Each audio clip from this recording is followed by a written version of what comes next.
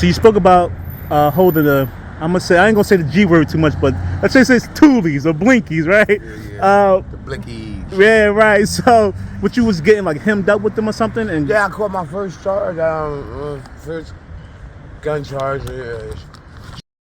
I said about myself. Oh Lord. Yeah, pretty much said about myself. Yeah. Yeah, I caught my first jail stay, you know, county stay, my first county bid or whatever. Oh wow. So that's how that went, you know what I mean, with the blinkies or whatever, the straps.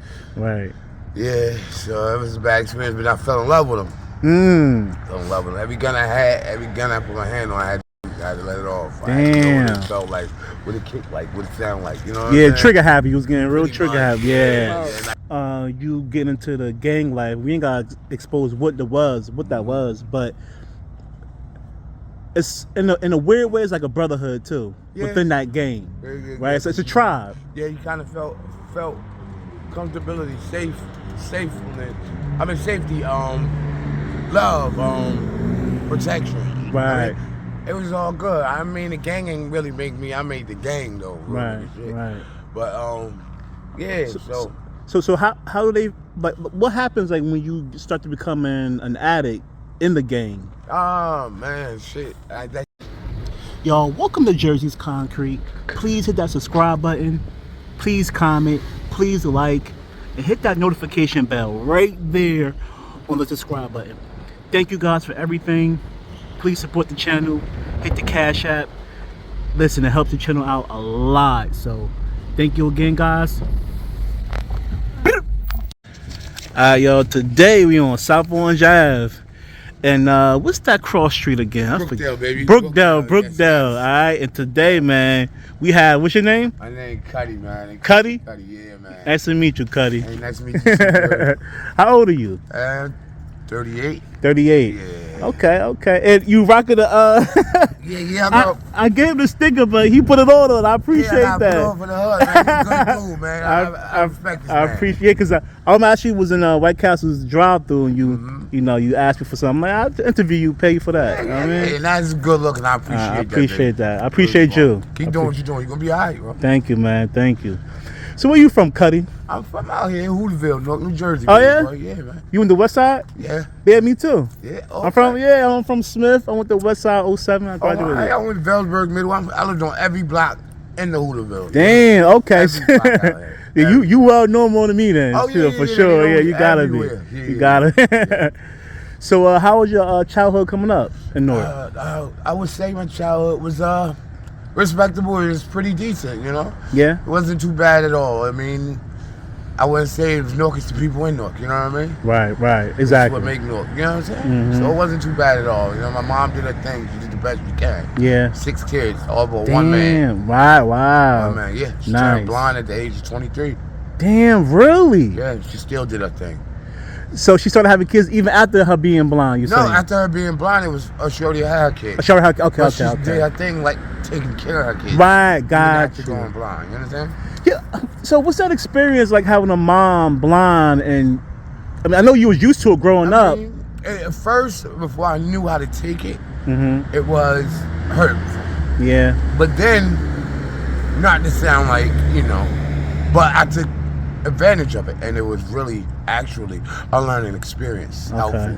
More or less, I gained from it. I gained a lot from it. I was a personal assistant. Okay. So I learned how to read, write, Braille. Nice. Yeah, I learned how to read and write Braille, tag the microwave Braille, you know what I mean? Okay. I learned how to use a Braille laptop. Okay, and I probably wouldn't even have went to college, but being as I was a personal assistant, I actually took college courses. I would have to sit right in class with her as a personal assistant. Yeah, take notes for her. Yeah. She took up psychology. Okay. Action, I think psychology and action. Yeah, psychology and people or something like that. Right, yeah. But so it was actually not too bad. My mom's a strong woman, man. She's the best. Definitely, man. Yeah. She's still here today? Yeah, she's still here. Nice. Okay. And what about your dad? Was he around? It's my dad, man. Okay. Yeah. Yeah. But was he around? Not really. Okay. So basically for the all six, he wasn't really there for you guys? No, or? and it's always two sides to the story. So I wouldn't take anything away from him. Rest in peace. He's passed. Oh, okay, I'm but sorry. I don't know what's going on. He could have taken the time and tried to at least let us know and let us go from there. Mm-hmm. I don't really think he did that. So now all it's teaching me, I do got fucked up ways out here. I'm not the best. Excuse my language. Yeah, you good. And I'm not the best man / father I could be, but it taught me a lot. You know what I mean? And I want to do better. And through the grace of God, I am going to be a better dad. I'm going to do better. You know what I'm saying? Right. Time. You know what I mean? Just take time, and with that, I hope I'll get better. Learning from him not being active like he should have been. Right. Made me want to be a whole better father. Right. / man. And I actually learned how to be a man from my mom, from a woman. Wow. It's got its ups and its downs. Right, exactly. So. Do you think the absence of your father is affecting you currently, like in your adulthood? I know. You know. Yeah. Good answer. Yeah. So how was your childhood like growing up? Like you on the outside, high school, stuff like that? Did you finish? I was a church going kid. Oh, I yeah? got off the porch late because I went to church all most of my life. I got a lot of family, so stuck around family and a lot of cousins and it's like 6 aunties, 1 uncle. Okay. I actually had a happy childhood. I can't say for the most part I was a happy kid. You know what I'm saying? Okay. In school I was shy. Yeah. I wasn't the best student, but I knew the work, so I wouldn't sit still. It was boring. It sounded like me in school. Just hyper. Don't want to be there. Right. Want to be class clown. Yeah, exactly. I say all that. Same way. But So after high school, going to adulthood, how was it? After high school, going to adulthood, when I finally got off the porch, I would say that's when things started going up. Slow, but down fast. You know what I'm saying? So I'm moving fast, thinking I'm moving forward, spiraling downward. Right. You understand what I'm saying? Started gang banging. You know what I'm saying? Wow. Drugs. I actually started doing that to help take care of my family. Hustling. Because like I said, my mom was blind, so I would help buy our school clothes, pay bills and stuff like that. Okay. So it's no justifying it. Right. But, it's just pretty much what's my adulthood, going into adulthood life.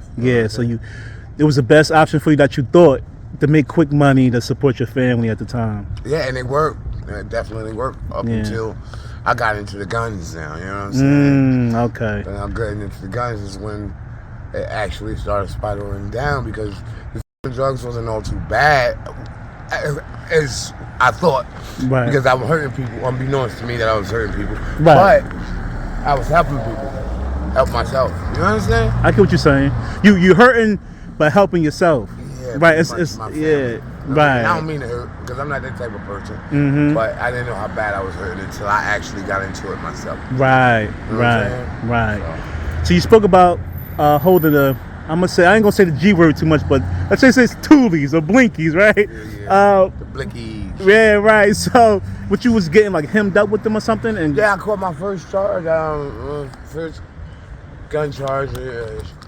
Shooting it. I said about myself. Oh Lord. Pretty much said about myself. Yeah. And I caught my first jail stay, county stay, my first county bid or whatever. Oh, wow. So that's how that went, with the blinkies or whatever, the straps. Right. Yeah, so it was a bad experience, but I fell in love with them. Fell in love with them. Every gun I put my hand on, I had to let it off. I had to know what it felt like, what it kicked like, what it sounded like, what I'm saying? Trigger happy. You was getting real trigger happy. Yeah, and I just grew a passion for them. Because, guns don't people kill people. You understand what I'm saying? I agree. So, guns is not all that bad. You know what I mean? As long as it's not it all depends who's in the right hands. Yeah, right. As long as it's in the hands of the right person. Right. You know what I'm saying? I gotta pick my time. Yeah, because there's a lot of different things. But people have their own opinions about the laws, but it all depends on who has them. Yeah. And honestly, the criminals have them more than the actual citizens that use it to protect themselves. So more than the police, and we got bigger ones too. Right. And that's a whole nother story, right? So when do you start using? When do you start to tap into that? About 20 something years, like early 20s. Yeah. Yeah. Shit started to take a toll on me. You know what I'm saying? Like the fast lane, fast life. You know what I mean? Yeah. Not knowing what I was doing, thinking I knew what I was doing. You understand what I'm saying? Gatewaying. You understand? Not knowing I was gatewaying. Was told I was gatewaying. Didn't take heed to the fact that I was gatewaying. And before you knew it, it became less than a gateway. But so, you understand what I'm saying? I got you. And yeah. So when did you realize it was like really going downhill? Like what was the moment? Was it like homelessness? Was it? No, the type of drug I picked up. What was that? Cocaine, brother. Yeah. So you was like, okay, you was ski sloping with it, or you was like, yeah, damn. Yeah, ski sloping pretty much. How often do you see that, like in the hood area? They always say that's a suburban thing, but if you into that, you'll see it often. You know what I mean? If that's your crowd, your wave, then you know what I mean? You're gonna ride that wave. Right, I feel you. That's true. I seen it often because that was my wave. You know what I'm saying? Got you. And once you hit that, then what? It was homelessness or? Yeah, that became adulthood. Grown now. You know what I'm saying? This is what you want to do. This is life. This is grown. This is being grown. You know. This is what comes with it. You want to be a junkie. That junkie lifestyle, you heard? Yeah. Did you transition to anything else after that? Nah, I couldn't really get with nothing else. The harder stuff? Yeah, nah, it wasn't me. It's not really me. Yeah, that's good. Because, I mean, it's a lot of things out here is really, like, disabling people. Like, the trank and the fetty and stuff like that. Trust me. I mean, I don't want to see y'all here on nothing like that. Yeah. I want to see you on nothing. But, you know, it's some harder stuff out here that's really hurting people. Yeah, like a lot of my interviewees getting hurt badly that I interviewed. So, you still pretty young, man. You said you like the Jeep. You always dream about having one. I'm going to have it. You gonna get it? My life going to change. It's just I'm waiting for God. When God says it's time to change, you know that's when it's going to change. You understand what I'm saying? Right. I don't want this shit forever. I don't care what nobody says. I don't want this shit forever. I'm different. You heard? Like this. This shit ain't me. I love the hood. Don't get me wrong. I can't consider myself a gangster because, you know, but I got a little bit of gangster in me. I'm definitely a gentleman, though. You understand what I'm saying? And I get on my grown man, and I am going to get on my grown man and have what I'm supposed to have, you know what I'm saying? Because I receive it. It's mine, and I'm claiming it, you know what I'm saying? Exactly. It's going to be mine, you know what I mean? I like to hear that. Everything going to change for me. Right. I mean, I like that because everything I wanted, I thought about it. I put on my wallpaper. I got it, man. That's how it works. That's how it. You know, God says, "Seek." You know what I mean, and it should be yours. You know, and when He say that, you can't just sit there and wait for it to come to you. You gotta get up and meet Him halfway. Right. I mean, get out there and get it. You know what I'm saying? Because it's there for you. You just gotta know where to go and get it. Right. You can't just sit in the house and expect it to come to you. I agree. You spoke about you getting into the gang life. We ain't gotta expose what that was, but it's in a weird way. It's like a brotherhood too within that gang, right? So it's a tribe. Yeah, you kind of felt comfortability, safety, love, protection. Right. It was all good. I mean, the gang ain't really make me. I made the gang though. Right. But yeah.